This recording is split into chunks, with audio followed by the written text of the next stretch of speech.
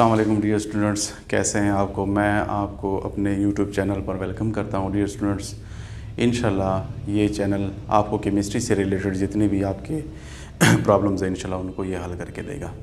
Dear students, चलते हैं अपने टॉपिक के ऊपर जो कि केमिस्ट्री के मुतालिक है, जिसमें आज हम सिर्फ केमिस्ट्री की इंट्रोडक्शन करेंगे और उसकी जो बेसिक फंडामेंटल्स है जो पूरी केमिस्ट्री में हम यूज़ करते रहते हैं उसके बारे में डिस्कशन करते हैं। ये जो टॉपिक है आज का हमारे पास ख़ासकर उन स्टूडेंट्स के लिए है जिनका नया नया वास्ता पड़ा है केमिस्ट्री के साथ, तो वो इस वीडियो से इंतहाई बेहतरीन फ़ायदा उठा सकते हैं।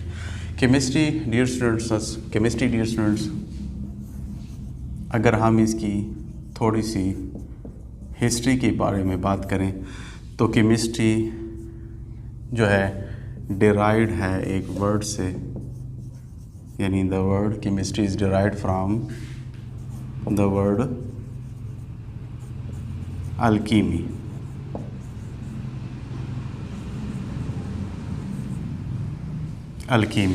The alchemy word is used by the Greek in European languages. This alchemy word is further derived from the Arabic word kimia,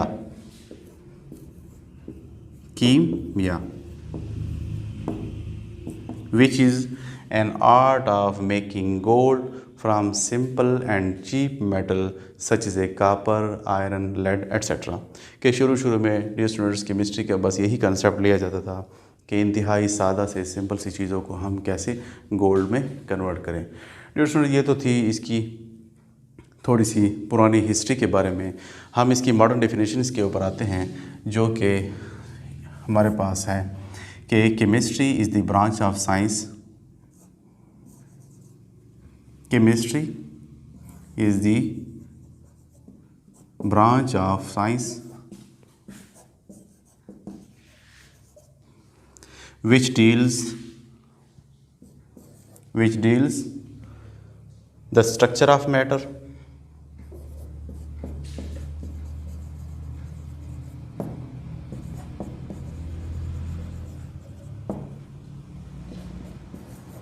composition of matter,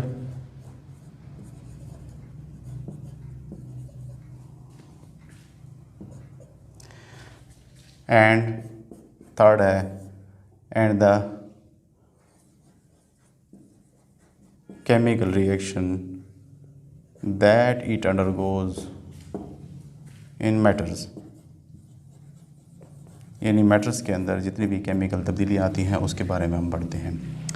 structure के बारे में पढ़ते हैं मैटर की कि स्ट्रक्चर उसकी क्या है, उसकी कैसी बनावट है, जबकि कंपोजिशन में हम उसकी बनावट के लिहाज से कि इसमें कौन कौन से एलिमेंट हिस्सा ले रहे हैं। फॉर एग्ज़ाम्पल अगर हम H2O की बात करें तो हमें इसे ये पता चलता है कि इसके अंदर 2 हाइड्रोजन है और 1 ऑक्सीजन है। इसी तरह अगर हम ग्लूकोज की बात करें तो ये डियर स्टूडेंट्स की कंपोजिशन में आ जाती है कि हमारे पास 6 कार्बन है और 12 हाइड्रोजन और 6। इससे क्या मतलब होता है कि स्मॉलेस्ट पार्टिकल है मैटर का और ये अलहदा यानी एग्जिस्ट करता भी है और नहीं भी कर सकता। डियर स्टूडेंट्स, हमारे पास जो फ्री एटम्स होते हैं ये बहुत ही हाईली रिएक्टिव होते हैं एक्सेप्ट नोबल गैसेस। तो क्या मैंने कहा डियर स्टूडेंट्स कि नोबल गैसेस के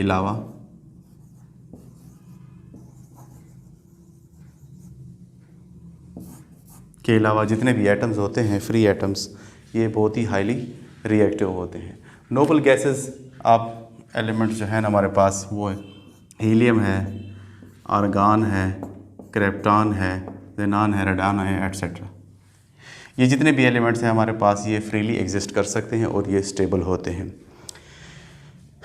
दूसरे एटम्स जो होते हैं इनके अलावा वो हमारे पास स्टेबल नहीं रहते और वो दूसरे एटमों के साथ रिएक्ट करके इन्हीं की तरह स्टेबिलिटी हासिल करना चाहते हैं।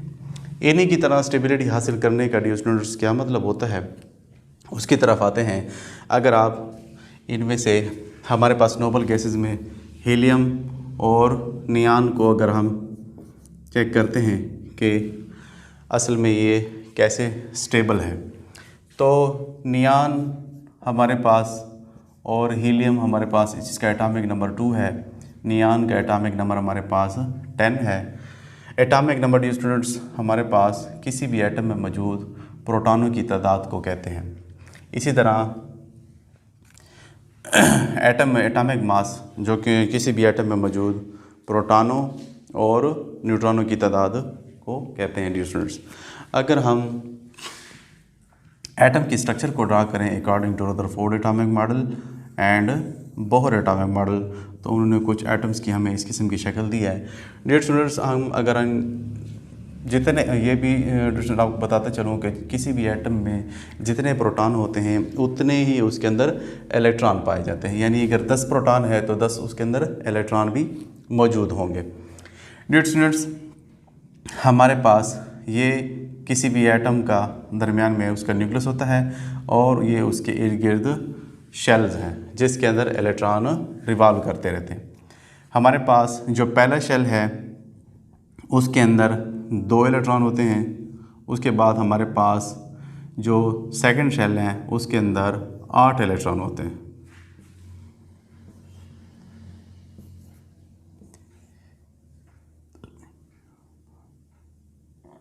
आठ इलेक्ट्रॉन होते हैं डियर स्टूडेंट्स। जबकि अगर इसकी हीलियम की बात करें तो हमारे पास ये हीलियम का न्यूक्लियस है और ये उसके पहले शेल है जिसके अंदर 2 इलेक्ट्रॉन मौजूद हैं। डियर स्टूडेंट्स ये हमें कैसे पता चलेगा कि पहले शेल में 2 आते हैं, दूसरे में 8 आते हैं, तीसरे में 18 आते हैं? तो ये हमारे पास एक फार्मूला होता है जिससे हम किसी भी शेल में मौजूद इलेक्ट्रॉनों की तादाद मालूम कर सकते हैं और फार्मूला हमारे पास है 2n²। इसमें n जो है हमारे पास डियर स्टूडेंट्स ये हमें शेल्स के बारे में इंफॉर्मेशन है। n shows number of shell के पहला शेल है, दूसरा शेल है, तीसरा शेल है। इसी को हम इसके साथ हम KLM से भी उसको शो कर सकते हैं। जिस तरह मैंने कहा कि पहले में 2 आते हैं, दूसरे में 8 इलेक्ट्रॉन आते हैं, तो आप इस फार्मूले से उसको कंफर्म भी कर सकते हैं। जैसे कि डियर स्टूडेंट्स हमारे पास अगर हम पहले शेल की बात करें तो हम n की जगह यहाँ पर 1 लिखेंगे क्योंकि हम पहले शेल की बात करें तो n की क्या 1 शेल और उसका स्क्वायर। तो हमारे पास इसको सॉल्व करने के बाद आपके पास 2 इलेक्ट्रॉन निकल कर आते। इस तरह अगर सेकंड शेल्स की अगर हम बात करें तो यहाँ पर n की जगह 2 लगाएंगे और उससे उसका स्क्वायर, तो इससे हमारे पास ये अगर इसको थोड़ा सा हल करें तो ये 2 की पावर 2 तो हमारे पास ये 4 आंसर निकलता है और 2 4 8 इलेक्ट्रॉन। इससे आपको पता चलता है कि फ़लाँ शेल्स में 8 इलेक्ट्रॉन है। तो इस फार्मूले के तहत जितने इलेक्ट्रॉन्स किसी शेल्स में आने चाहिए वो हमारे पास नोबल एलिमेंट्स जितने भी हैं उनका शेल्स में कंप्लीट होते हैं। जितने इलेक्ट्रॉन इस फार्मूले के तहत उनके पास होने चाहिए वो उनके पास ऑलरेडी मौजूद है। जबकि इनके अलावा जो दूसरे एलिमेंट्स हैं हमारे पास, जैसे फॉर एग्ज़ाम्पल अगर हम सोडियम की बात करें तो सोडियम जी हमारे पास उसका एटॉमिक नंबर 11 होता है। अगर इसी तरह की इलेक्ट्रॉनिक कन्फिगरेशन अगर हम उसकी करें, ये उसका न्यूक्लियस है, ये उसके इर्द गिर्द शेल है। डियर स्टूडेंट्स अभी मैंने जो बताया है आपको कि किसी भी एटम में मौजूद प्रोटॉन और इलेक्ट्रॉन हमेशा इक्वल रहते हैं। इसी वजह से एटम्स को हम न्यूट्रल कहते हैं, यानी एटम्स के ऊपर चार्ज नहीं होता। यानी जितने उसके ऊपर पॉजिटिव चार्जेस हैं उतने ही उसके ऊपर नेगेटिव चार्जेस हैं, जिसकी वजह से ये एक दूसरे को कैंसिल कर लेते हैं और एटम्स के ऊपर चार्ज नहीं लिखा जाता जब तक कि वो किसी दूसरे एटम से इलेक्ट्रॉन ले नहीं लेता या दे नहीं लेता, उतने तक किसी भी एटम्स के ऊपर हम चार्ज को नहीं लिखते। तो सोडियम के 11 इलेक्ट्रॉन को अगर हम उसके एटम्स में फिल करें इस फार्मूले के तहत डियर स्टूडेंट्स, तो हमारे पास पहले शेल में 2 इलेक्ट्रॉन, दूसरे में 8 इलेक्ट्रॉन, 8 और 2 10 हो जाएंगे और आखिरी जो इलेक्ट्रॉन है वो जी हमारे पास थर्ड शेल यानी आखिरी शेल में 1 इलेक्ट्रॉन है हमारे पास। आखिरी शेल में 1 इलेक्ट्रॉन है डियर स्टूडेंट्स। इसी तरह अगर हम क्लोरीन की बात करें जो कि इलेक्ट्रॉनिक कन्फिगरेशन नोबल गैसेस की तरह नहीं है, क्योंकि इसके आखिरी शेल में देखें या तो 2 इलेक्ट्रॉन होने चाहिए या फिर ज़्यादा से ज़्यादा 8 इलेक्ट्रॉन होने चाहिए उसके आखिरी वैलेंस शेल में। अगर हम क्लोरीन की बात करें तो क्लोरीन के एटॉमिक नंबर हमारे पास 17 है। उसका ये न्यूक्लियोसिटी उसकी ये शेल्स हो जाएंगे। अगर आप 17 इलेक्ट्रॉनों को उसमें फिल करें तो पहले शेल में 2, दूसरे शेल में 8 और थर्ड शेल में हमारे पास 7 इलेक्ट्रॉन हो जाते हैं। डियर स्टूडेंट, जैसे मैंने आपको कहा कि free atoms are unstable and they want to get stability like that of noble gases, therefore they react with one another, के एटम्स एक दूसरे के साथ रिएक्ट करते हैं नोबल गैसेस की तरह इलेक्ट्रॉनिक कॉन्फ़िगरेशन को हासिल करने के लिए। जैसे हीलियम के अंदर आखिरी शेल में 2 इलेक्ट्रॉन होते हैं, नियान के अंदर 8 इलेक्ट्रॉन होते हैं। इसी तरह के इलेक्ट्रॉनिक कॉन्फ़िगरेशन ये हासिल करने के लिए रिएक्ट करते हैं। जब ये जो सोडियम है ये अपना इलेक्ट्रॉनिक कॉन्फ़िगरेशन नोबल गैसेस की तरह कैसे हासिल करेगा, तो ये हमारे पास इसका जो आखिरी इलेक्ट्रॉन है ये इसको डोनेट कर देता है। सोडियम अपना इलेक्ट्रॉन किसको दे देता है जी? क्लोरीन को, जिसकी वजह से हमारे पास ये शेल इसका मुकम्मल तौर पर डिसअपीयर हो जाता है और इसके जो नीचे वाले शेल में डियर स्टूडेंट्स उसके 8 इलेक्ट्रॉन बराबर हो जाते हैं, जस्ट लाइक नियान। जबकि जब ये एक इलेक्ट्रॉन सोडियम से ले लेता है डियर स्टूडेंट्स तो इसके आखिरी शेल में 8 इलेक्ट्रॉन पूरे हो जाते हैं, जिसकी वजह से दोनों की स्टेबिलिटी हासिल हो जाती है और हमारे पास स्टेबल कंपाउंड NaCl बन जाता है। इसी तरह की एग्जांपल आप हाइड्रोजन की भी ले सकते हैं कि हाइड्रोजन हमारे पास चूँकि उसके आखिरी शेल में हमारे पास अगर उसका एटॉमिक नंबर 1 है हाइड्रोजन का, उसके आखिरी शेल में 1 इलेक्ट्रॉन होता है और 1 इसके पास प्रोटॉन होता है। इसको फर्दर नोबल गैसेस जैसे हमारे पास हीलियम है उसकी तरह इलेक्ट्रॉनिक कॉन्फ़िगरेशन हासिल करने के लिए सिर्फ 1 इलेक्ट्रॉन की ज़रूरत है, तो ये दूसरे हाइड्रोजन एटम के साथ जैसे कि हमारे पास ये होगा 1 इलेक्ट्रॉन इसका और दूसरा हाइड्रोजन एटम होगा उसका 1 इलेक्ट्रॉन उसका, तो ये जो 2 इलेक्ट्रॉन है ये डियर स्टूडेंट्स इसके साथ भी काउंट होते हैं, इस हाइड्रोजन के साथ भी, और ये इलेक्ट्रॉन इस हाइड्रोजन के साथ भी काउंट होते हैं और इन दोनों की स्टेबिलिटी हो जाती है।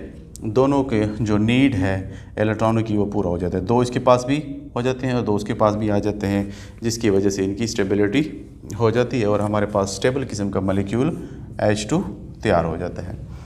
डियर स्टूडेंट, इसके ऊपर आज मैं बेसिक लेवल के चीज़ों के ऊपर थे। इंशाल्लाह नेक्स्ट आने वाले टॉपिक में हम relative atomic masses of atoms की बात करेंगे इंशाल्लाह, जिसमें बहुत सारे स्टूडेंट्स को कन्फ्यूजन है। अगर वीडियो अच्छी लगे डियर स्टूडेंट्स तो आप उसको सब्सक्राइब करें, उसको लाइक करें, उसको शेयर करें, ताकि और ख़ास तौर पर जो घंटी का निशान है इस चैनल में तो आप उसको लाजमी क्लिक करें ताकि हर नए आने वाली वीडियो की नोटिफिकेशन आपको मिल सके। Thank you so much.